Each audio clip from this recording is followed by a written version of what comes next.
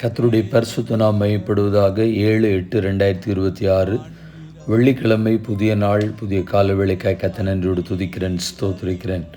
இந்த நாளுக்கான கர்த்தருடைய வார்த்தை யாத்திராகமம் 34ஆம் அதிகாரம் 10ஆம் வசனம்.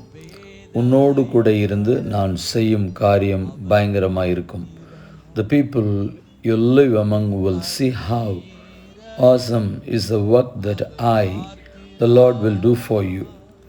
பயங்கரமான காரியங்கள் செய்யும் தேவனை குறித்து ஒரு சில வார்த்தைகளை வேதத்தின் மூலமாக நாம் தெரிந்து கொள்வோம்.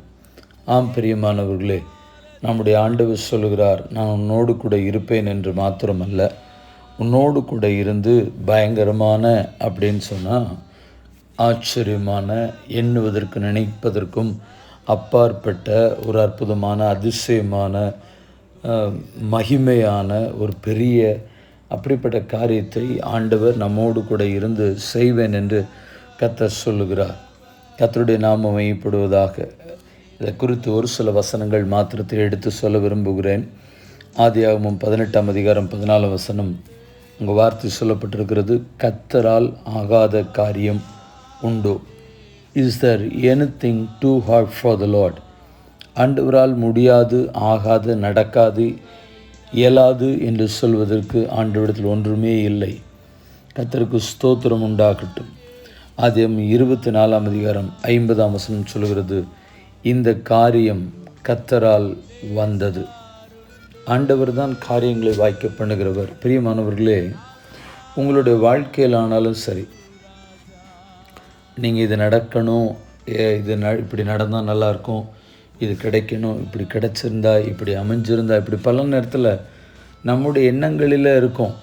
இந்த வண்டி கிடச்சிருந்தா, இந்த கார் கிடச்சிருந்தா, வீடு கிடச்சிருந்தா, இடம் கிடச்சிருந்தா, இப்படின்னு சொல்லி பல நேரத்தில் நம்முடைய உதடுகள் சொல்வதற்கு காரணமாக இருக்கும்.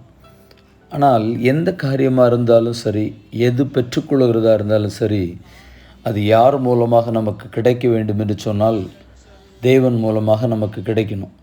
அது கர்த்தருக்கு சுத்தமானால், அது எந்த காரியமாக இருந்தாலும் தேவன் நம்முடைய வாழ்க்கையில் பெற்றுக்கொள்வதற்கு கிருபை செய்வார்.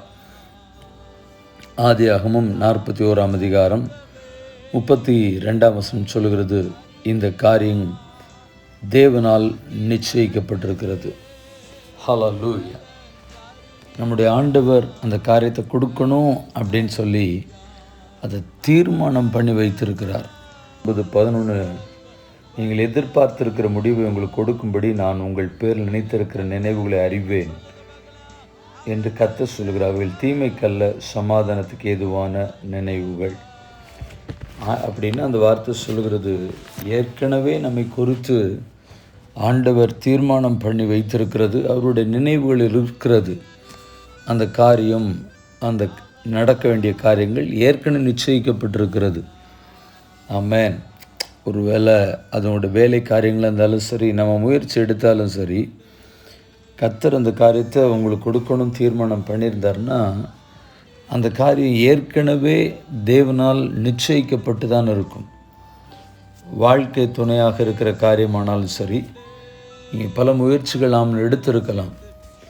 ஆனால் தேவனால் அந்த காரியங்கள் உங்களுக்கு ஏற்கனவே நிச்சயிக்கப்பட்டிருந்தால் அது நிச்சயமாய் கர்த்தர் உங்களுக்கு பெற்றுக்கொள்ள உதவி செய்வார். அவ்வளோ மகிமையான தேவன் நமக்காக இருக்கிறபடினால் கண்களை மூடி நாம் ஜெபிப்போம். பரிசுத்தமுள்ள நல்ல தேவனே, இந்த ஆசீர்வதிக்கப்பட்டதான புதிய நாள் கால வேளைக்காக நன்றி செலுத்துகிறோம். தேவனாய் கர்த்தருடைய இரக்கம், தயவு, காருண்யம் தொடர்ந்து இந்த நாளிலும் எங்களோடு கூட இருக்க, தீமைகளுக்கும் பொல்லாப்புகளுக்கும் விலக்கி மறைத்து பாதுகாக்கப்பட உம்முடைய கரங்களை ஒப்புக் கொடுக்கிறோம். இந்த நாளிலும் நாங்கள் கேட்ட தேவனுடைய வார்த்தை, உன்னோடு கூட இருந்து நான் செய்யும் காரியம் பயங்கரமாக இருக்கும்.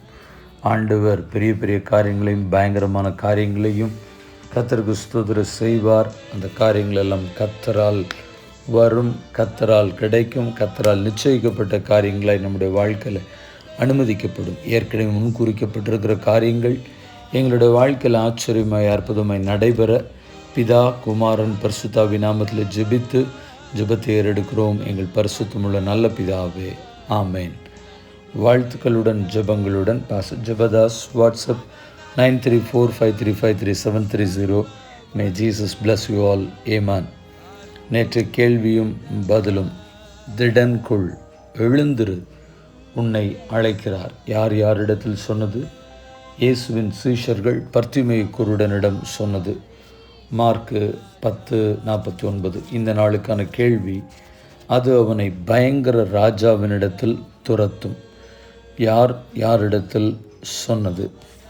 மீண்டும் வார்த்தைகளுடன் ஜெபங்களுடன் நாளை தினத்தில் உங்களை சந்திக்கிறேன். தேவ கிருபை உங்களோடு கூட இருப்பதாக. ஆமென்.